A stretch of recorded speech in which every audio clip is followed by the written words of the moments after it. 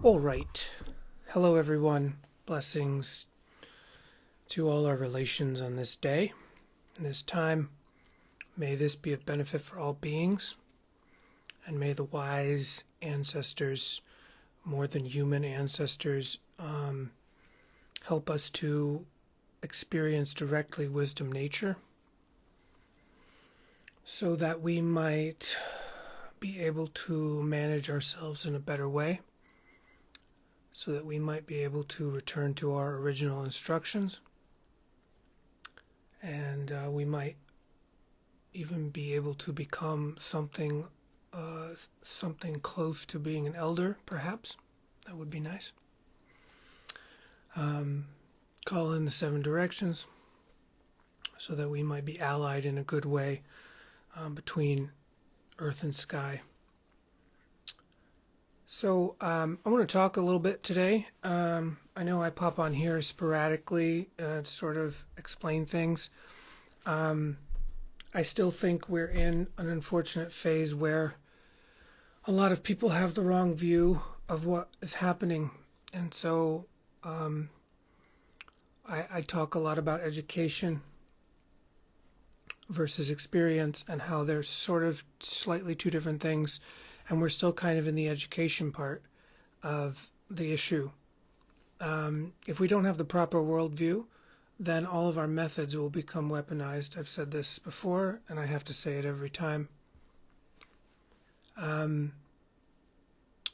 thing that I want to talk about today is it has to do with the colonial somatic trauma therapy popularity contest that's going on that looks at the nervous system in a colonized way. And why is that a big problem? And what would be a better way to sort of hold our nervous systems as we deal with this 10,000-year battle of fascism, narcissism, addiction, domination, misogyny, patriarchy, and all the rest of the isms, racism, sexism, ableism. So all of these things are stemming from a particular worldview. And that worldview, you could say that it's based in dualism. And let's just sort of define dualism as a sort of attachment to the perception of things as fundamentally separate and fundamentally binaried, either or perception, right? That things are either one way or the other, and they're kind of it's a kind of fight for your attention, and the mind has to create concepts in order to deal with this worldview of dualism. In fact, you must create concepts, and more and more and more concepts to deal with how exhausting dualism actually is. And it sort of perpetuates itself in this kind of exhausting way. It exhausts the soul. It creates ghostliness in the body before you die and after you die. And ghostliness could be considered a way that there's a kind of unsatisfiable hunger or kind of a spiritual eating disorder, if you want to call it that, that persists as a kind of echo of or distillation echo, an intensification of what we could consider the soul during and after a person has sort of died. So we have to understand sort of the larger pattern of what we're dealing with that is not like magical thinking. And unfortunately, everything that I'm saying, if looked at it from a dualistic colonial lens, is going to seem like it's magical thinking, except for the fact that colonialism and dualistic thinking itself is the magical thinking that we're trying to get rid of, or at least put in its proper place, because it is the thinking that has got us here. And we have to reckon with that. And it's not merely a spiritual thing, it's also a biological thing. So again, the dualism would have you believe that things are separate. In the non-dual animistic traditions, none of that is actually separate. Technically, it's all interdependent, and yet we don't bypass diversity. So it's very hard for the dualistic mind and language to talk about these things. And this is partially why most of the so-called trauma therapies that we have today only get you so far towards what you would consider to be healing, because they're not quite complete. They're all kind of incomplete worldviews, cosmologies of sort of what's happening here on the planet. And in any one particular talk, I can't necessarily explain every single way that colonization and dualism has completely eroded our ability to maintain our eye on the prize. We have lost track of what is real, and that is an immense thing to recognize, is that we have fully lost track of what is real, and we don't even have the correct way to value it in the modern culture. We don't have correct ways to make value distinctions while we are in a colonizer frame or a dualism frame. We cannot actually make proper value distinctions in that frame, and that's part of why a lot of the trauma healing we look at is like putting a Band-Aid on a bullet hole. It's really insufficient for the level of dysregulation and internalized chaos and oppression that is happening inside the biome, the body of a human being at this point in time, in history, in space. Okay? So I want to talk about one part of that in particular today, which is our addiction to information and our addiction to insight, or the thing that we call insight. So I've said this before, I've talked a lot about this before, but there's this sort of beginning path where you have to get over the hump to actually practice. And once you actually practice, it should reinforce the correct worldview. So it should be a seamless kind of cycle. But if you still have extremely bad worldview, and then you start to practice, you will not get that cycle. You'll fragment more, because your worldview is fundamentally fragmented. This is sort of the issue. And so what can happen in this phase is that you're a well-meaning person, you're a generally smart enough person, you have access to information, the internet, you're able to sort of buy some books, you have a little more mobility than a lot of people. And so then you start to ingest information. And through the ingestion of information, there are moments that are like coherences of thresholds, where suddenly you have a feeling, a thought, an image, some kind of phenomenon in the body that feels like you have understanding now, that you have insight. And this could be as big as like understanding that, you were unconsciously racist before. That can be like, wow, I didn't even understand how racism worked. I thought it was one thing and it's really another thing. And I was an unconscious, participant in this, and I have to deal with that. So that's like an insight that some people can have on the journey of this work. Another insight that people can have is admitting they have a problem, which is like after denial, you can admit that you have a problem, whether it's whatever it is. We're going to talk about this more because it's about addiction, but people have a colonized version or view of addiction, and that's the big problem here. That's why most of this stuff you see online, that's why people are falling apart. And you see it. You see people raging against the machine. You see people pouring out their rage and love and grief simultaneously, and then they have some kind of crazy snap. They're just like, they're lost in a haze of depression, madness, suicidality, manic optimism, stuff that's totally unsustainable, right? It's stuff that is, you see it in younger people mostly, but you also see it in older people because they haven't learned how to deal with their nervous system. Because again, the way that we have perceived has been colonized. We have a colonized perception, right? And part of that's based on language, schooling, family upbringing, and Western, all this stuff, right? Okay. So what happens? You start to ingest information. Similar to what's happening now. I'm telling you information and you're trying to understand it. Okay? And there will come a part where you believe that you understand it. Okay? It will ping around in your system, hit different parts of the associative network, and you'll have feelings. Right? These words, these concepts will come into your mind. You'll process them. You'll filter them. You'll hear some words and not others. You'll understand some words and not others, or you'll think you'll understand certain things. You'll interpret what I'm saying. And this is happening in real time. You'll have some feeling that you understand. Okay? Let's just focus in on this portion of the process right now. You'll believe, or you'll interpret, you'll imagine that you understand something. And at that moment, a little bit of feel-good chemicals go off in your system. Now, think about a time when you were a child and this happened. Think about a time last week when this happened. You believed you understood something. So we're not talking about whether you actually understood it or not, because that's not really the point.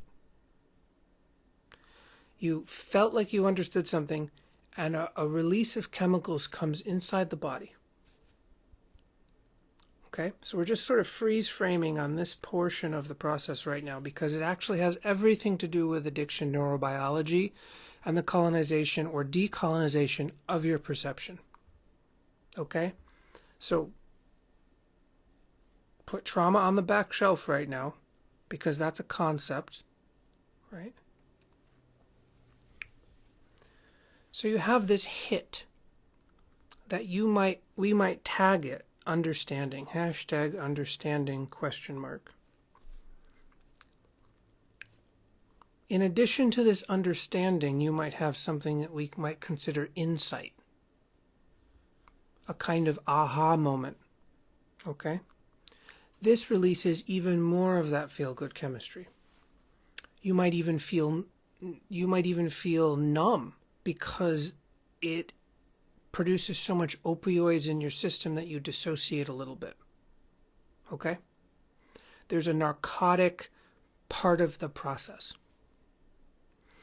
I am not vilifying this part of the process. I am saying we must be very clear about the process and how we move through it into maturity. Not merely getting addicted to feeling like we understand things, having insightful aha moments, and getting a hit from that. Okay? Hopefully you're tracking, because it's very difficult when you're very new at this. You dissociate lots of times, and you start to feel somehow good about that process, because there's so much chemistry happening. Imagine this. It's like part of what we don't like is things staying the same for too long. It's part of what humans don't really like. And when we don't figure out how to deal with that in the right way, we use various stimulants and activities to stimulate our nervous system so that we feel different change has happened. Okay. So part of what we're trying to deal with as a human being is our own interpretation of change and not changing enough. Things changing too much in ways that we don't like. Things changing not enough in ways that we don't like. Okay? This is not solvable by any human being, because it's based in your interpretation of perception itself. If you believe things aren't changing, that's part of the issue, right? You believe they're not changing.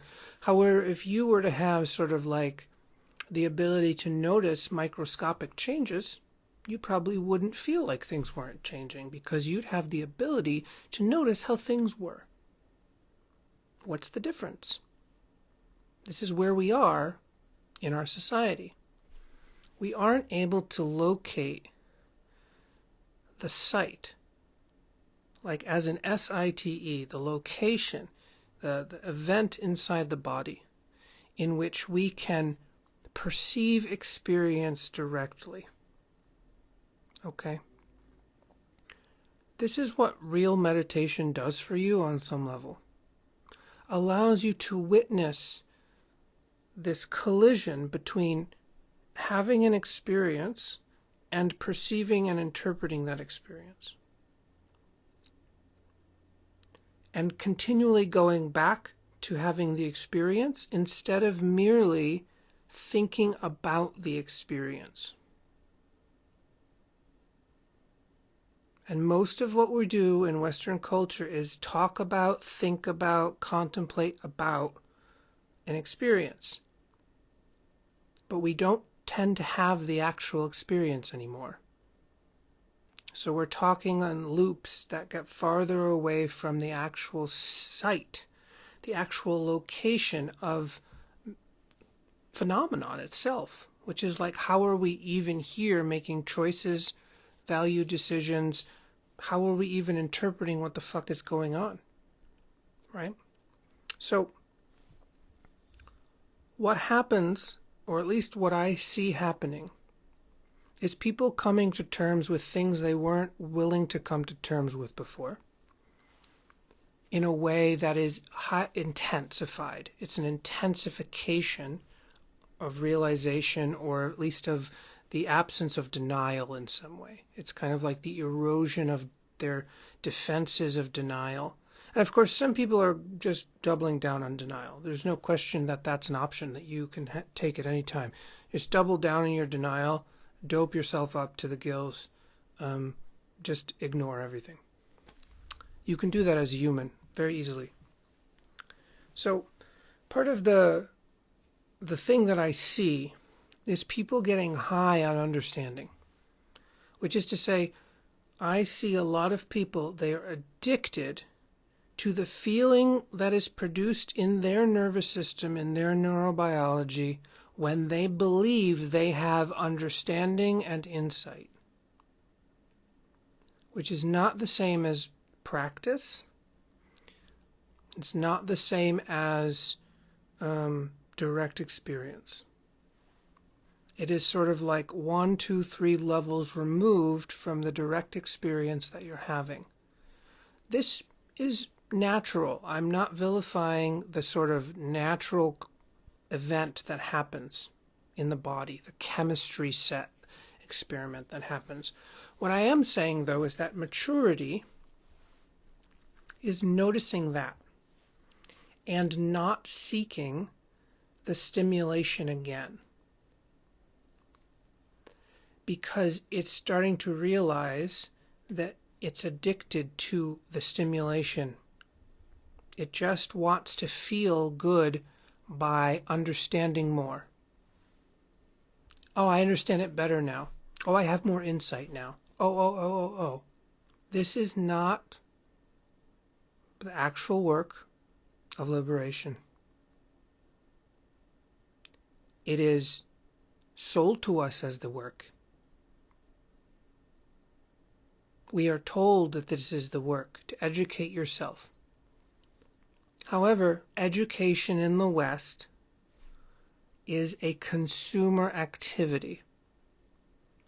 In the dualistic Western tradition, education is just another way to dope up the system, get you addicted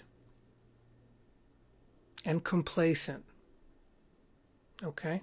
It's just another level of the propaganda machine, because that's what this economy is built on, and that's what our social structures are built on.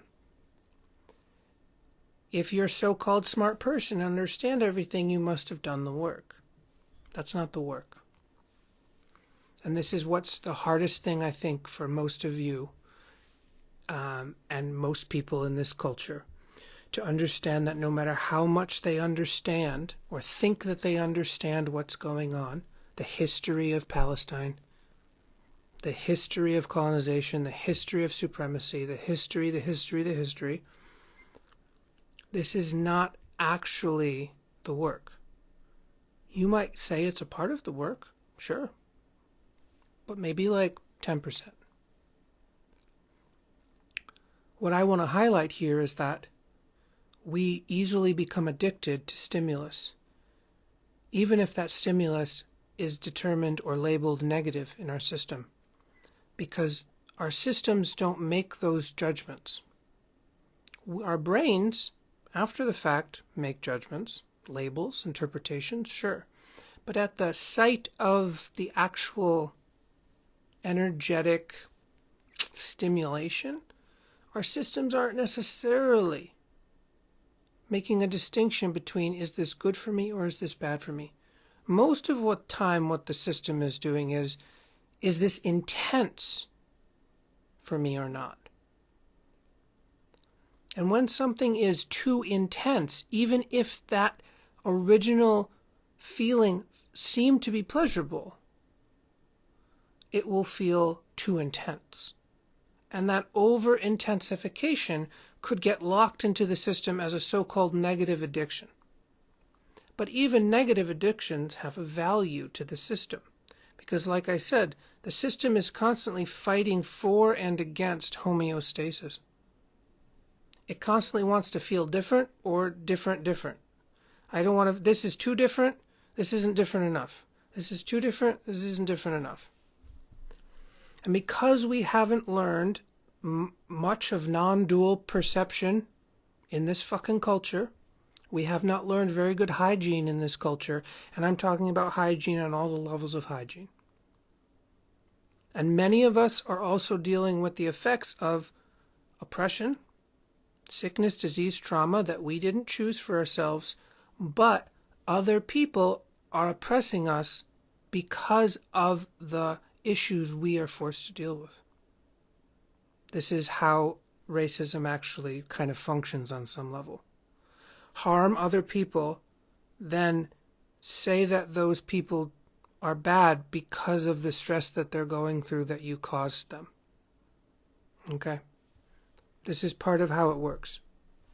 And so we're dealing with this all inside of this competitive rat race in order to compete with each other to survive. Right? And so how does one begin to actually deal with the label called trauma? Okay? So I've told you this, and now we're going to dive into like, what the fuck? And I have to say, it's very disheartening, it's very disillusioning, it's very sad that so many people are very remedial in their understanding of trauma, because really they just have a preference for how they want to feel that is based in a kind of colonial thought process of comfort and pleasure and like bliss and wealth and resources and safety and all these things that don't really fucking exist. Or if they do exist, they're very temporary. You know, it's like sometimes you feel safe and sometimes you don't. I mean, you know, it's like life. So we have this addiction to understanding and insight, and we think that that's the work. And it's not the work. At least not all of it. And then we have to start to actually learn how to shape our nervous system in a more resilient way, in a more robust way, in a more flexible way, in a more adaptive way, which also means decolonizing our perception, something that Michael Yellowbird calls neurodecolonization. Michael Yellowbird is a indigenous neuroscientist, I think in the University of Montana now. They've written a few books. You can watch videos online. Anyway, that's one of the ways to get past the colonial somatics is to at least briefly study indigenous or non-Western healing modalities and scaffolds or structures. This is not to appropriate. This is not to find a new home where you fucking belong, because this is also bullshit. This is baby ass, toddler ass bullshit. This is not to appropriate. This is to learn. Learning is a maturation process. Okay? Learning is a maturation process, and so many people have not learned how to learn because, again, their perception has been colonized. So it's a really tough situation out here on the fucking internet, watching a bunch of people try to do good things while being very remedial in how they actually process and interrelate with information and their own neurobiology as the information is being integrated or at least processed by the system, right? So the first thing I want people to really understand is, can you track the moment by which you feel the pouring out of feel-good emotions when you think you understand something, or where you feel you have insight?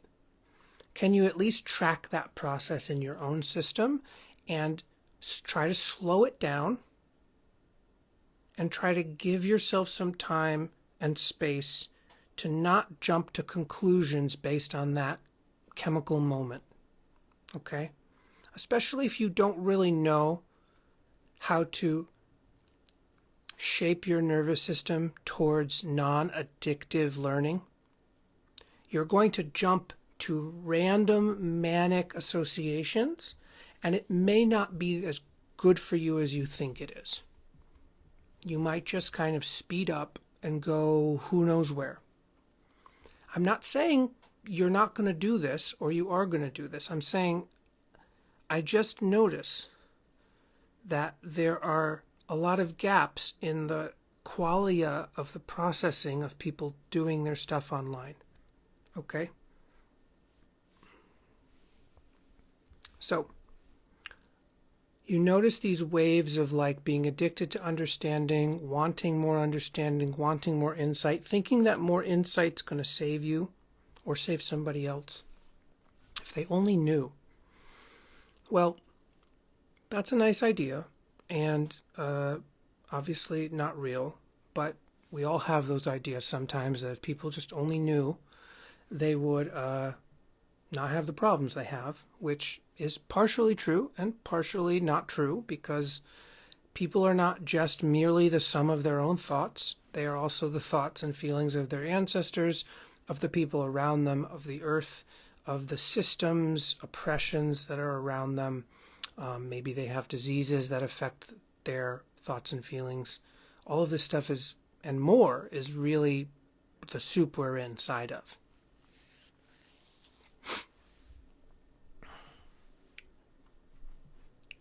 So once we sort of get over the hump that understanding and information gathering and insight's not going to save us, and we understand how we feel very good when we think we understand more, but really we should be a little suspicious of that, then we could get to like actual practice.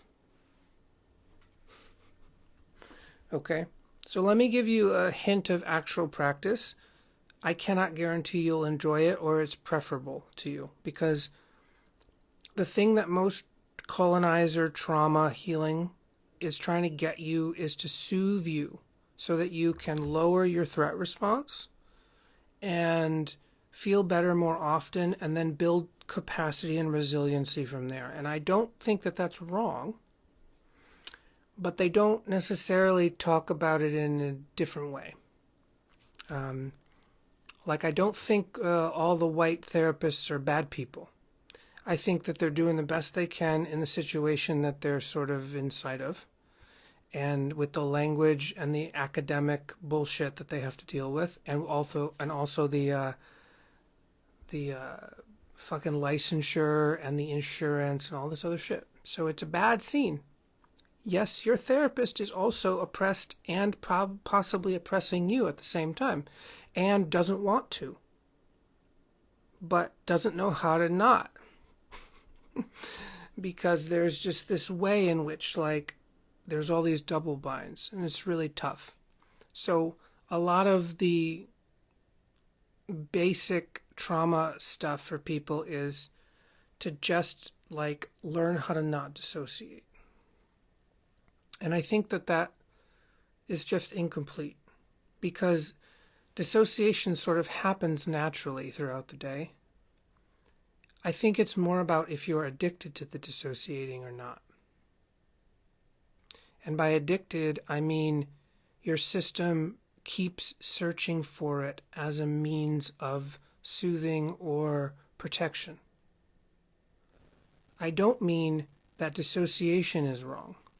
I mean that the frame by which we interact with it might be completely wrong.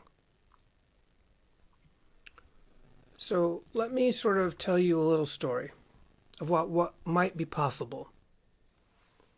Is that a person could expand their awareness in such a way that they would not be fighting against anything, that they would be actually encountering and interacting with everything and making choices in a relational way, which would require them to expand their comfort zone in order to hold more and more different kinds of feelings without categorizing those feelings, just holding them, just allowing them to exist, not believing them, not labeling them, not categorizing them, but admitting that they came up. Oh, that's come up. Oh, that's there. Okay. And then realizing at a certain point that there will always be things that come up. Always. And realizing that it would be very exhausting to try to solve all of those phenomena that continually arise. It would be very exhausting to try to label everything, control everything, categorize everything, name everything, right? It would be very, very, very exhausting. And this would be a realization moment of like, wow, when I try to name everything, when I try to catch everything, when I try to hold everything in a very particular way, I start to get very tired. I start to feel not peaceful. So then that would be an arc of a discovery for you. Now, immediately, the colonizer mind says, well, I'm either going to bypass or something like that, right? Bypassing is going to happen. Say, no, this is not bypassing. You have to actually witness and admit that all these things are happening, and that you no longer want to fight anything, and that you no longer want to control or dominate anything. You still might have preferences. You still might be sad. You still might be angry. You still might really want something to change that isn't changing on a certain level. So you have to admit all those things too. You just have to sit or be or take a walk or draw pictures or something. But at a certain point you get deeper. And something could be considered the absence presence or the void heart. Okay?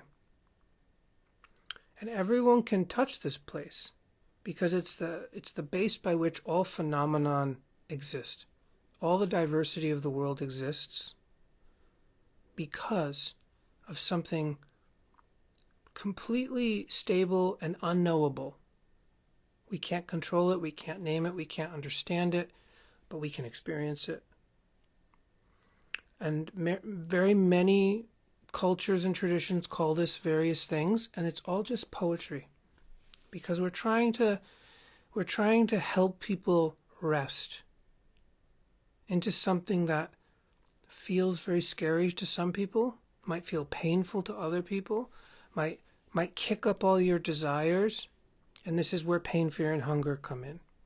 If you have not yet understood that pain, fear, and hunger are the wisdom doors by which you could enter the void in a way that was totally neutral in the sense of not moralistic in any way. It is beyond your value judgments. You see, because if you really can track what I'm saying, you don't need to actually understand it. because a child doesn't understand any fucking words. They can understand this feeling. Okay? So what you're trying to do is detach a little bit from your need to understand everything in order to feel safe. And just fucking feel something that is at the heart of all creation, that is neither good nor evil, is neither up nor down, is neither right nor wrong. It is just the kind of the prima materia of what you would consider to be existence itself. Existing as us, around us, through us, for us, with us, whatever you want to call it. But in that sense, you can kind of go through time. You can have an expansive feeling of time because you're no longer completely shackled to your human personality experience. Okay?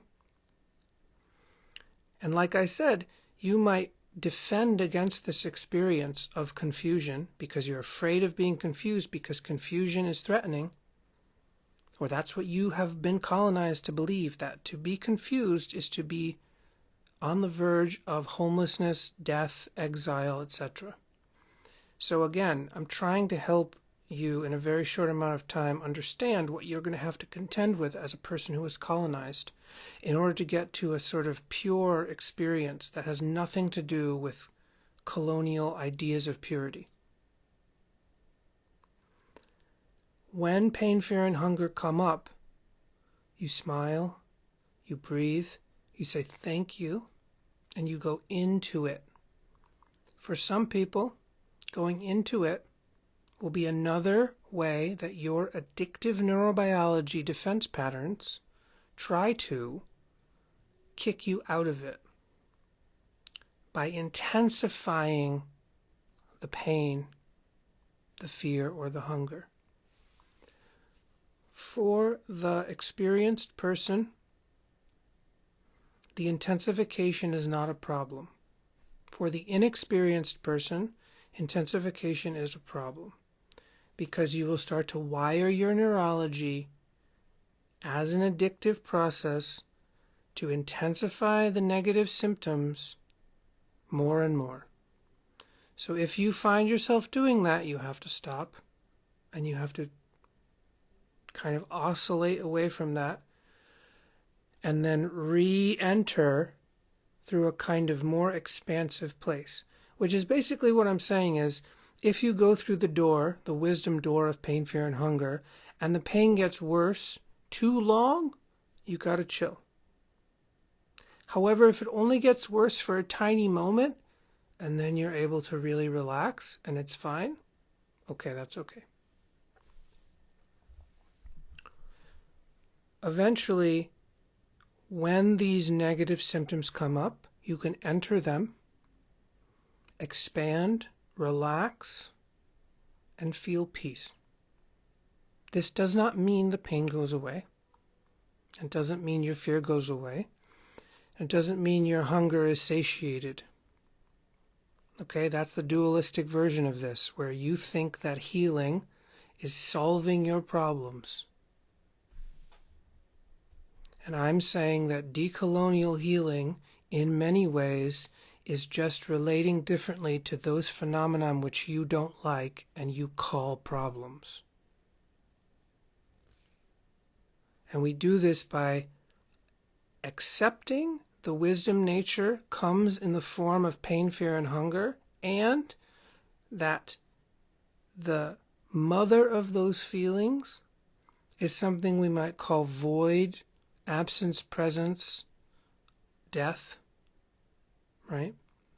That's my whole vibe here, people, is that the good, clean dark, that is death, the true mother, the true mirror, the void heart of the universe, that's sort of the birth of all phenomenon, and then we start to protect against phenomenon because we're in a body. And part of what decolonial somatics or animist somatics would teach you how to do is to go forward by going backwards, to progress by regressing, not in a negative way, Not in like the way that we talk about regression as, Western people regressing into like child states of tantrums or something. But no, regressing further and further into the void, which is the embryonic state and the pre-embryonic state. Okay? Now, a lot of what I said might seem like magical thinking. Okay? But I have to really stress that there aren't enough people who are therapists who have really understood this. I'm going to name some names who have. Eduardo Duran, Bonnie Duran, a lot of these Native American therapists who are also Vajrayana, Tibetan Buddhist practitioners, they get it. They really get it. And they get it on all the levels, okay? But it's not a lot of people, because usually what I'm talking about here is for the so-called religious or spiritual communities. And then there's this different medical, counseling, psychological medicine version of it, which is like, counseling and what we think of in therapy. But before those things split off, way back in the way back, there were medicine people who understood that all of these methods and worldviews were the same, and they were entangled with each other, and to a degree that where we could soothe our nervous system on a sort of momentary level, and then also go deeper past soothing into something that was a soul-making journey or a soul-refining process, which sometimes involved highly intense feelings of pain, fear, and hunger, and going through that and not thinking that it was something to be solved, but something to be overcome, but something to be integrated into. Okay, this is a much longer process. It's a much more decolonial process. And when we separate these things into different categories, we do ourselves a great injustice, because now we have a bunch of people who have gone through some colonial somatics programs or some colonial trauma programs, and their original issue is still present. Their life has improved in some way, but their original issues, their addictions, the things that they're constantly trying to avoid, the things that they're constantly trying to heal, are still present in their life for decades and decades. This is because the colonial version of trauma therapy will not, more often than not, will not get you past this level of just merely dealing with your symptoms so that you can go back and be a good consumer and have your weird little relationship issues and feel like you have a productive life. Okay? The goal of real, if we were to call it real therapy or decolonial therapy or animist somatics or whatever the fuck you want to call it, the goal is not to be more productive. And the goal is not even to be healed. Because your idea of healing, if it's colonial, your idea of healing is probably extremely supremacist and ableist and all the other fucking problems. So, I just want us to sink into this together, because until we're able to really feel and think through these processes, a lot of what we see online is just going to be more and more fragmentary to our nervous systems, because we're going to start to bond with people based on their fluctuating nervous system hormone responses. Oh, now we're all supposed to grieve. Oh, now we're all supposed to be angry. Oh, now we're all supposed to do this. Now we're all supposed to do that. This is just another level of the colonial nervous system game. Okay? Keep you totally ungrounded, keep you totally up in your feelings all the time, so that you can never do death practice. You'll never care about non-duality because you'll have all these fucking ideas about it that you are totally not true, so that you'll fall into different cults every other year because you're looking for salvation. This is a very useful way to control the public who is opposed to fascism, Because some people are going to join the fascists. They just want what the fascists are selling, so they're going to join. There's a whole bunch of other people, though, that don't want to join the fascists. Okay? But they also don't want to feel bad. Do you see where I'm getting here, people? If you are a well-meaning person who just wants things to be good and you don't want to feel bad, they have a way to deal with you too. Because they know that you will ping-pong around to feel better indefinitely. And they know that if you're constantly feeling angry or grief-stricken or depressed or suicidal or in pain, that you will not be able to develop meaningful relationships in any useful way. Okay? So I just want people to think about this and feel about this and actually see where in your life you're still addicted to understanding more, thinking more, having more insights, and where you're really addicted to not practicing because what you don't want to practice is being okay and feeling bad. And why do you feel bad? And what does bad mean? And all this other stuff. Like we're all looking for symptom relief at some level, and I think that's a big issue. I think that we need to go beyond trauma therapy as a kind of constant symptom relief methodology, because it's way too easy to threaten you in that state. You're too easily manipulated if you're not really able to hold pain, fear, and hunger as wisdom forces. You're too easy to be manipulated. And I just want you to sort of feel into how real that is, like how sad and fucked up that is. That your own animal biology will be used against you if you are remedial at dealing with your animal biology. If you don't have any practices to expand your sense of yourself and what's possible in your nervous system, you will be an easy mark for people to manipulate you because you will have something to lose. And I think when we look at the greatest freedom fighters and liberationists and non-dual practitioners in the world that we have records of, they were able to go beyond their preferences and go into something greater.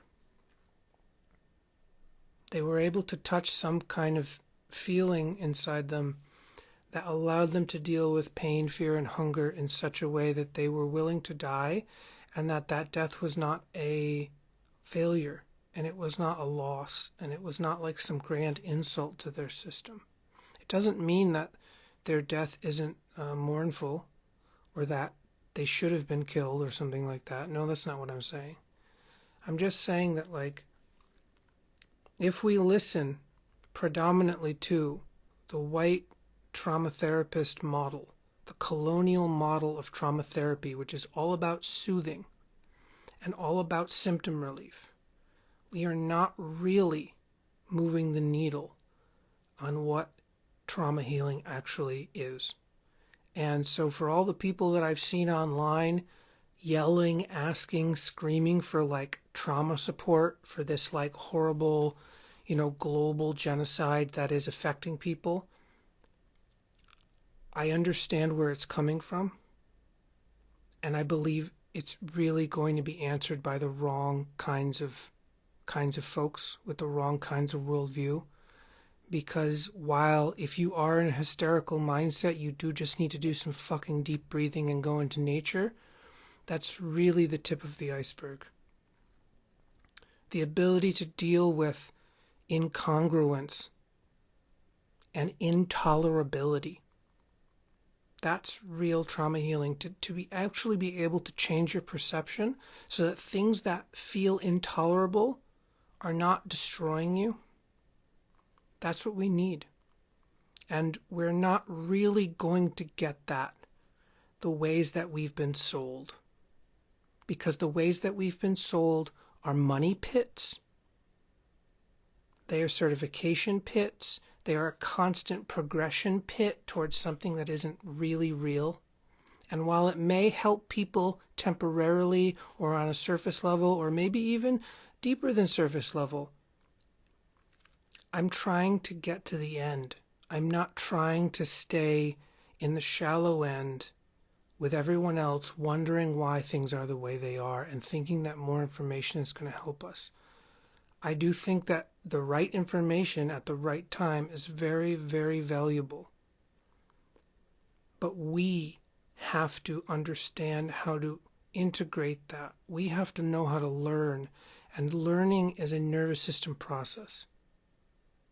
We have to know how to value the correct information.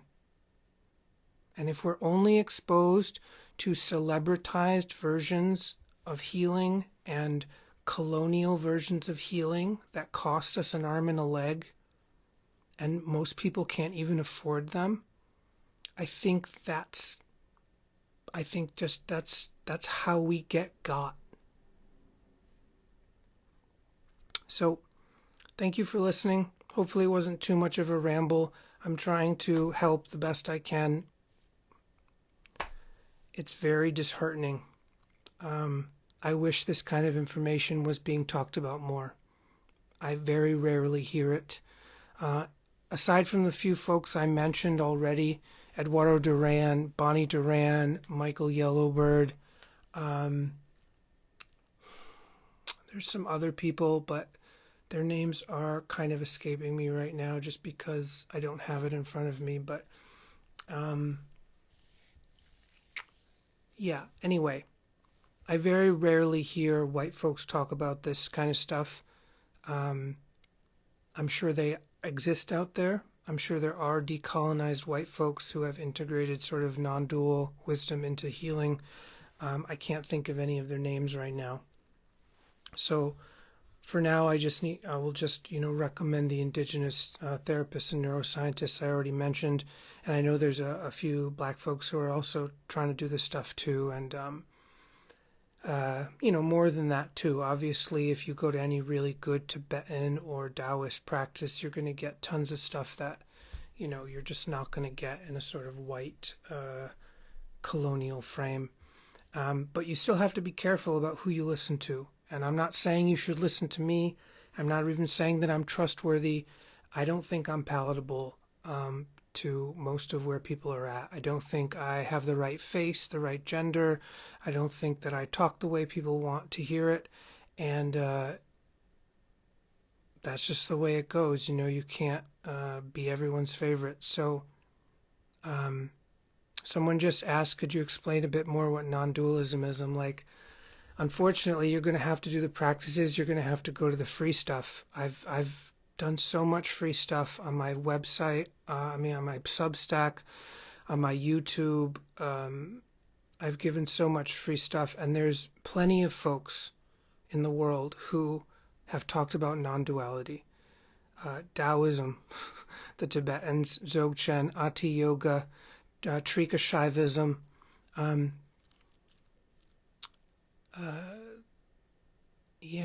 there's a place called Jayakula you can look on online, JAYAKULA.org, I believe.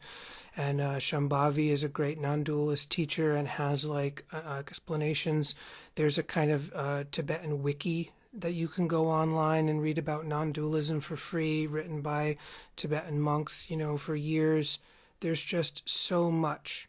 There's just so much out there. But this brings up a very good point. Look at how many people don't know the basics. And it's not about shaming you.